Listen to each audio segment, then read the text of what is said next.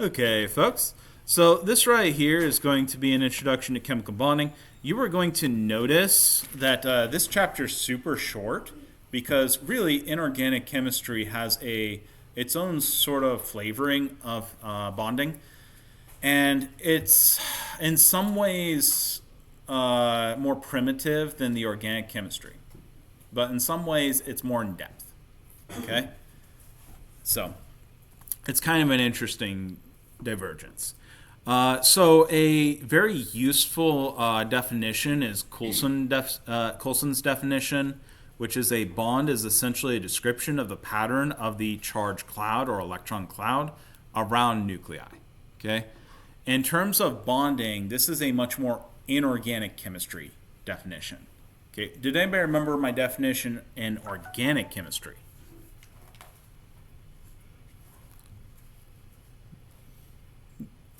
Give me a definition.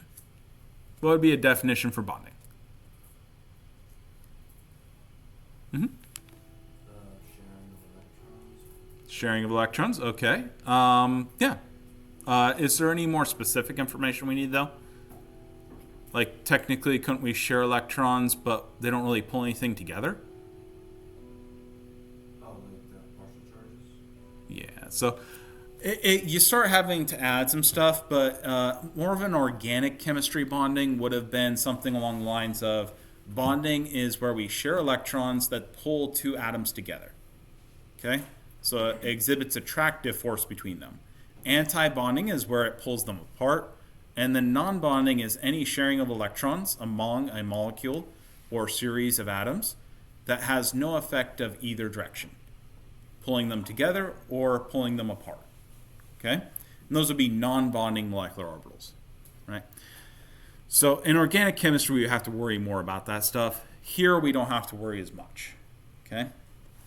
And so we're more concerned with like topologically what it looks like. Right? But you'll see both are the same things, okay? Like we'll see both effects. Okay. And so this right here is a contour diagram. This is actually FHF. You'll notice, yes, we violate the octet rule in organic chemistry at like will. We do shit that. What do you mean we? I thought that was like the main rules that we can't. Like it was just supposed to be the octet rule. Okay, if you do a normal Lewis structure for this, could that exist? I mean, yeah. How many bonds does hydrogen want? Oh, yeah. Well, Yeah, so we'll go into the Lewis structures in just a bit, and the Lewis structures are really, really nice guidelines, but they are not hard, this is the only thing possible rules, okay? And this is one of the reasons, for example, we have a very loose definition of bonding here, and that's because, like, how many electrons are required for a bond? like you just share the electrons with just two. You have one on one. You require 2 electrons for a bond? Can you have a bond with 1? Yes. Can you have 2 bonds with 2 electrons? Yeah, because if you Only 2 electrons. yeah. Can you have 3 electrons being shared in a bonding system? Yeah. Yeah, you can do all those. So you can't actually have like a, Oh yeah. So like normally, yes, 2 electrons per bond, and you have a double bond that's 2 bonds, 2 electrons each, right? Triple bond. Yeah. But you can actually share among one single pi system, which would be a bond, 3 electrons. You can make a bond with a single electron, actually. They just discovered that last year. An example of that. So, yeah. These are rules to help you, not limit you. Does that make sense? Yeah. Yeah. And then we only use the octet rule because of the 2s2p. Yeah. In fact, I hate the octet rule. I absolutely hate that name. And we would only use it for like So, carbon, nitrogen. terminology that makes more sense is noble-like configuration. Yeah. Yeah. Okay. So everything typically wants to achieve a noble-like configuration. But even that, once you start actually going into the weeds, which we're starting to, we're ankle deep in the weeds. So snakes are going down there and biting us every now and then, right? Okay. And so once you start getting into the real weeds of it, what you start finding out is really if it shares electron density between two things and pulls them together, it's a bond. Okay? And you could have one electron, you can have three, it doesn't really matter. You can have some very strange situations. You can have a hydrogen that ends up squeezed between two fluorines. Is this super stable? No. Is it stable enough to exist for a period of time? And so we actually does exist and we actually have to deal with it. Yes. Okay. And so, yeah, you can set up situations. You can set up situations where noble gases react. You can have electron configurations which are locally stable. Do you know what locally stable means? Are we absolutely stable right now? How high above sea level are we? We're high from Tennessee, so Yeah. in the mountains. Yeah, we're in like the hundreds of feet above sea level. We're not very high, but we're definitely not sea level, are we? Yeah, we're not Wyoming, but we're not. Yeah. No danger of flooding, right? From that. Yet, we still have flooding, don't we? Because we're in local minima, aren't we? Not absolute minima. Okay? And so when you start achieving local minima, this would be a local minima. So it exists for a period of time. If you have it under low enough temperature conditions, it'll exist for a long period of time. Okay? But if you start having enough energy to overcome the energy barriers, the activation energies, it will go to the absolute minimas, right? Eventually. Okay? Is that making more sense? And so this is where we're starting a more nuanced understanding, right? Of what bonding is, what energy minima are, energy pulling electrons off and putting them on, right? And how that affects how it pulls electrons from other things. Is that making sense? Okay. And that's what we're setting up. Yeah, we're adding complexity back in because the models we had taught you in general chemistry were so simplified that you can't do anything. You can kind of get a gist of what chemistry is, but you can't manipulate situations. And if you guys, I'm sorry I used so many fighting examples for everybody else, but I got 3 wrestlers, right? That all do fighting situations. Oh, yeah? Just those, you're not, I thought you were. Yeah, Oh. I'm football. He's football. Oh, okay. Yeah. But fighting still works. Yeah, Yeah. it does. Lineman? Yeah. Yeah, okay. Yeah. I lettered in football in high school. Oh, okay. Yeah. Yeah. But anyways, so if you want to tip someone over, or if you want to apply pressure to a situation, if you want to break two things apart, then what do? You find somewhere where a wedge fits, right? And then you hammer that with energy, don't you? Okay? A tipping point. And this nuance gives you tipping points. It gives you places that you can affect. Okay? Does that make sense? It's like a very good way of looking at chemistry. You can do the simple model, and then you add complexity to your model until you can actually use something. And don't go any further.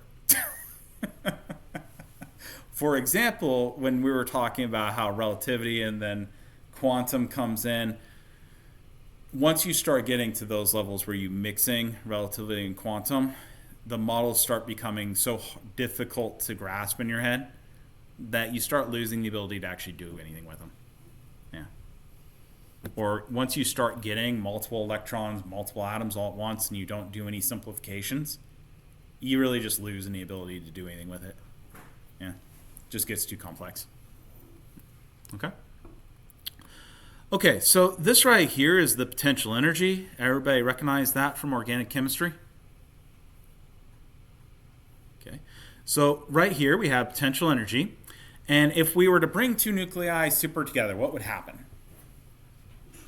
Two nuclei Mm-hmm. repel each other. Repel each other, right? And so our energy goes up to infinity, doesn't it? Okay. Now, honestly, does it actually hit infinity? No. No. We know it can't, right? Because what happens in stars? They undergo fusion, don't they? Yeah. So this number is really high, but it does tail off. Okay. And this number sort of asymmetrically goes woo, and then really high, and then okay, and you overcome that energy barrier in fusion. Okay. And so these right here are the repulsive forces. Notice your repulsive forces even out and go to a 0, right? And that happens as you go out. They get smaller and smaller until they don't repel each other really almost any, right? Does it actually ever hit 0, by the way? No. That's why we're experiencing gravity from the entire universe, right? Never hits 0, but the amount of gravity you experience from the rest of the universe is pretty negligible, isn't it? Yeah. Not lifting us off the planet anytime soon, is it? All right. This right here then is the 0 point. This is where you are no longer experiencing repulsive forces. After this, you would experience attractive forces, right? And so once we start moving these hydrogens from each other, what we see is we're going to hit a point where those electrons in the middle have attraction to the nuclei, and they're trying to pull those together, right? But if we go too far the other way, what we see is the nuclei get too close and start repelling each other, right? Okay. And so in terms of the length and distance of these bonds, that's that R0 right here, this is the happy ground in the middle, okay? It's the equilibrium bond length, where you're going to have the forces optimally configured to give you the lowest energy for the nuclei attracting the electrons in between, and the electrons that not pushing against each other, repelling each other. Okay. So that's saying that it's releasing negative, or it's releasing 432 kilograms. You got it. When that bomb drops. Exactly. Okay. Yeah. And that right there is what's referred to as the bond dissociation energy. Okay. Note that there is an amount of this energy you can never get. This is referred to as the 0 or ground state. Okay? It's the lowest energy you're going to get to in there. And that's because there's other parts of energy in this, like the fact that they exist at all, right? They have mass, so they have energy, don't they? Okay? And so it's never, you could have no absolute 0 energy that you're dealing with, that you're actually going to be able to deal with, okay? It always has energy.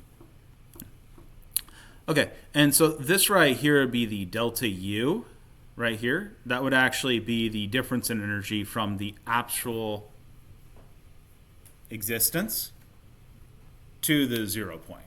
It's not something we can get out of it when we do a reaction. This right here is the bond dissociation energy. That's if we break the bond homolytically, we get that energy out. Okay? Well, this is the energy it takes to break the bond homolytically. If we were to take 2 hydrogens, not that we can get those, but if we were to take 2 hydrogens with 1 electron each, let them bond, this is the amount of energy that would come out of that. Okay? Okay, that's that same BDE, bond dissociation energy, that you saw in organic chemistry, okay? And you also saw it in general chemistry, but it's such a like throwaway thing that, yeah, probably don't even remember it. So this right here is, again, the energy in atomic units in this case, and what we're looking at is a potential energy as it's related to that R average, which is the average radius, okay? This is actually the equations right here, and you can actually see them reflected right here on this graph. Everybody see it okay? Okay. And so what you see is we have 2 things we're talking about here. We're talking about potential energy, which is V. Of course, these always need to end up being averages that we deal with, because these bonds are actually moving in time and space, okay? So we deal with averages when we're actually doing experimental work and dealing with these things.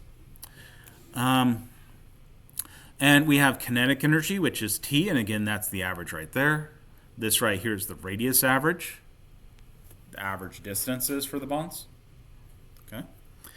And then the total energy would be E, which is just those 2 energies added together, right? Notice it's a very, very analogous equation to like physics, where you'd have potential energy plus kinetic energy is the energy. Yeah. Same thing. This right here is actually your densities around these. So in this case, what we see is we've set the hydrogens to 0 and 2. Okay? And so where do you expect the majority of your electron density to actually exist? Where are electrons going to spend most of their time around hydrogen atoms? Anybody remember the not the shells, but the scatter ones where it's like fills in and there's gradient in the color that you saw in Gen Chem? Ooh. Okay. So you have a nucleus, right? And they always make it way too big, but you have to. You can see it. Okay. And what you end up with is like, this is very dark, right? And then you'd have much lighter. And then much lighter, like a cloud, right? Oh, we remember That. Okay, so that's a probability distribution of where you would find those electrons. Okay? The shell is 90% probability. So inside the shell, you have a 90% probability of finding those electrons. Okay? And so this is actually what you're seeing. Around the nucleus, even in a bond, you're going to find the electrons most of the time. Okay, that's the highest electron density. Okay, and then it's going to, in a non-bonding situation, it's just going to go down. Okay, so as you go away from the nucleus, your density just goes down, right? Okay, and then because you have two nucleuses, you would have a minimal level because they're too near each other, right? But in a bonding situation, you actually end up with a slightly different situation. So the bonding situation provides a local minima in energy there, doesn't it? Between the nuclei. Okay? And that's just actually what you're seeing here. That's actually in a better energetic state there, right? Because you have the two nuclei pulling those electrons. Okay? Once you sum them all up, you actually get that total density here, where you get a slight rise in the density of the electrons in between. Okay? Even with bonding, it's still more favorable to be around the nuclei, okay? Yeah. Okay. How am I doing? I'm over time, aren't I? Yeah. Okay. I did not make as much progress as I'd hoped. Okay. Uh-huh. So also, I'm a little confused on that last diagram. Is that saying that the density chart that most of the electrons are at the bond axis of 0 and 2? Yes. Yeah, those are the nuclei. This is 0, this is 2, and this is in between, 1. And they're saying that's the anti-bond. No, this is bonding. Like, Yeah. So even in a bond, the nuclei will still exhibit the majority of their force immediately around them, right? But in a bonding situation, this middle ground forms a local minimum. So it becomes most stable here, less stable, more stable, less stable, most stable again. Is that making sense? Yeah, and this is one of the reasons why like bond dissociations can happen, that sort of thing, is that the electrons spend quite a bit of time around their own nuclei, even in a bond. They never spent most of their time in the middle. That just was never a thing. They spend more time in the middle than they would, right? But it's never most of their time. And so like bonds all the time are just popping open. This is why you have SN1 and E1 reactions. Why you can just have a leaving group leave. Because the damn electrons spend most of the time around the nuclei. They don't actually spend, like, these contribute to bonding a little bit over here, but these don't over here. It is a little bit more curved this direction if you look closely. But, yeah, you get the idea, right? Yeah. They're actually a lot of time is spent where it's almost not bonded. Yeah. And these puppies can pop open pretty easy.